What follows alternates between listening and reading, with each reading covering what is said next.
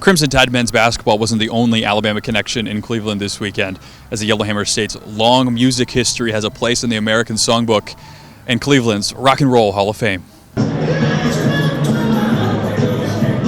Working your way through the museum, you begin with a little history lesson, learning about the first sounds of rock and roll. Willie Mae Thornton, better known as Big Mama Thornton, was an early icon. The Ayrton native famously recorded a version of Hound Dog in 1952. This was years before Elvis Presley's rendition of a rewrite was his first breakthrough hit. Thornton was inducted to the Hall of Fame in 2024. Visitors are later greeted on the first floor by another South Alabama artist, arguably the state's most famous audio export. Hank Williams was one of the first country superstars. On display is a striped suit and sheet music for his 1948 hillbilly gospel, I Saw the Light. Williams was inducted to the Hall in 1987. 3 years before Williams' induction was a milestone for pop music.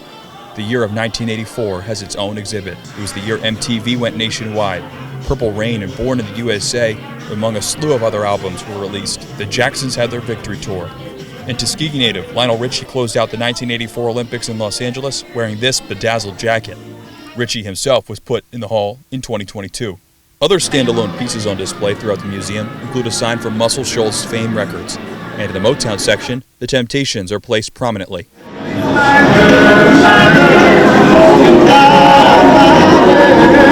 Town Creek native Allie Ollie Woodson spent 12 years with the group in the 80s and 90s. They were enshrined in 1989.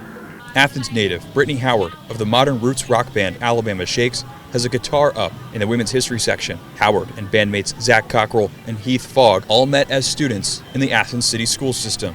Just like the history of rock and roll itself, the sound of Alabama's music blends inspiration, expression, and imagination.